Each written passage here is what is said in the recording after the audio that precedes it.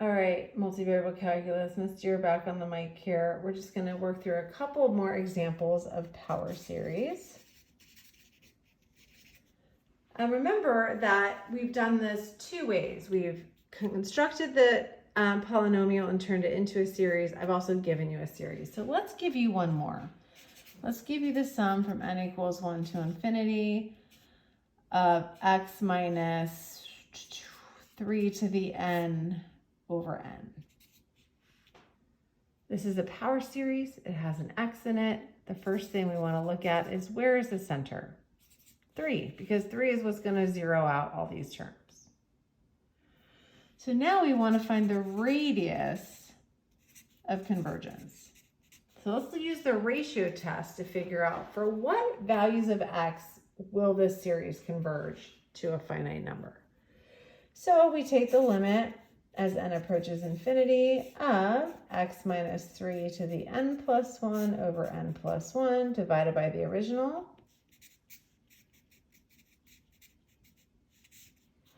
Oops, sorry. This limit is 1. We end up with an extra x minus 3 on top. So whenever x minus 3 is less than 1, it converges. Again, you can either set up the absolute value, or looking at this, the center is 3, the radius is 1. So if I go 3 plus 1 and 3 minus 1, so whenever I go from 3 plus 1 to 3 minus 1, these are my endpoints. So I know that it converges when x is between 4 and 2. But what happens at 2 and at 4? I need to check these endpoints individually. Because if I plug in 2 or 4, then this limit is 1. It's not less than 1, which is inconclusive. So if I plug in, let's start with x equals 4. Again, I'm plugging x equals 4, whoop, right into here. If x equals 4, this turns into the sum from n equals 1 to infinity of 1 to the n. Harmonic. What does the harmonic do? It diverges. My other endpoint is x equals 4.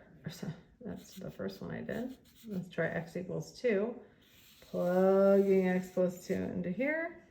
I get the sum from n equals 1 to infinity of 2 minus 3, so negative 1 to the n over n.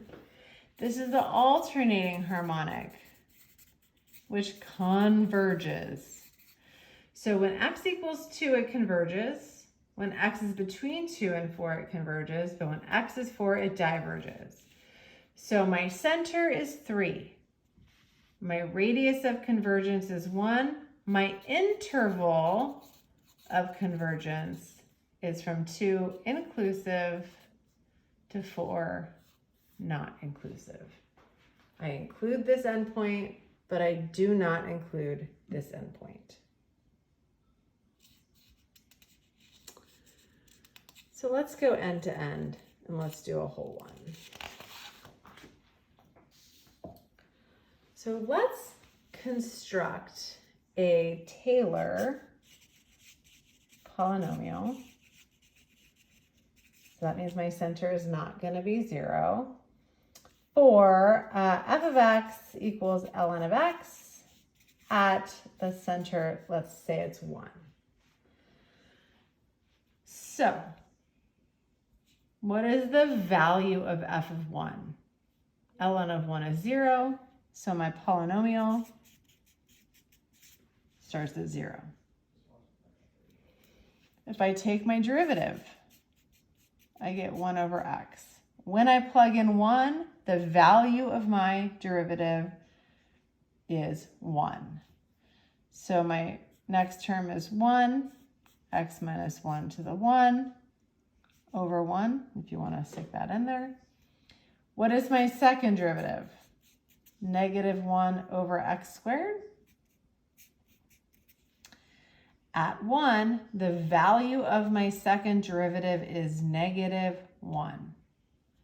So my next term is minus 1, x minus 1 squared over 2. I'll go maybe 2 more. Let's take the third derivative. The negative 2 comes down in front. I get 2 over x cubed. When I plug in 1, the value of my third derivative is 2. So I get 2 x minus 1 cubed over 3 times 2 times 1. The fourth derivative is negative 6 over x to the fourth. The value of the fourth derivative at 1 is negative 6. So minus 6, x minus 1 to the fourth over 4 times 3 times 2 times 1. Notice these factorials, excuse me, are canceling. And they're alternating. I have plus, minus, plus, minus. So I know that my nth term is going to be alternating. And I have x minus 1 to the n over n. So now to clean this up and turn it into the correct nth term, which will actually turn into a series, let's look at our first term. Our first term has 1x. So we're going to start at n equals 1. We also have to start at n equals 1 because you can't put a 0 in the denominator for your first term. So if I'm going to start at n equals 1 and I want my first term to be positive, then this has to be not negative 1 to the n, but either negative 1 to the n plus 1 or negative 1 to the n minus 1. It does not matter. They will create the same series. Now, I know that the center of this is 1 because I constructed it. I also know that the domain of ln of x is not all real numbers. So this series should not converge for all real numbers. So if I write this as a series, the sum from n equals 1 to infinity of negative 1 to the n plus 1 times x minus 1 to the n over n. This series converges to the value of ln of x whenever the series converges. So let's find the radius of convergence. So I'm going to take the limit as n approaches infinity. I'm going to ignore the alternating piece because it's going in absolute value. So I get x minus 1 to the n plus 1 over n plus 1 divided by the original.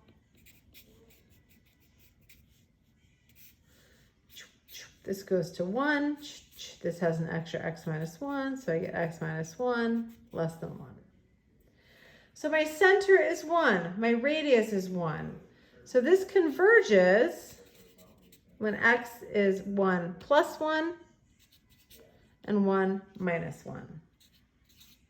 But I have to check my endpoints. So if I check x equals 0, and again, I plug x equals 0 into this power series, and I get negative 1 to the n plus 1 times negative 1 to the n, which basically means that it's always negative 1 over n, which diverges. It's no longer alternating when I have negative 1 to the even times an odd or odd times an even. If I check x equals 2, I get negative 1 to the n plus 1 times 1 to the n, which is just 1 over n. This is the alternating harmonic series, which converges. So I took ln of x. I created a Taylor polynomial. I used the nth term to create a series. That series was centered at 1. The radius of convergence was 1. It converges at 2, it diverges at 0, at 0. So the interval of convergence is from 0 to 2. And we knew that ln of 0 was not a number, so we would never have expected this to converge at 2. All right, we're just getting started. How fun are these?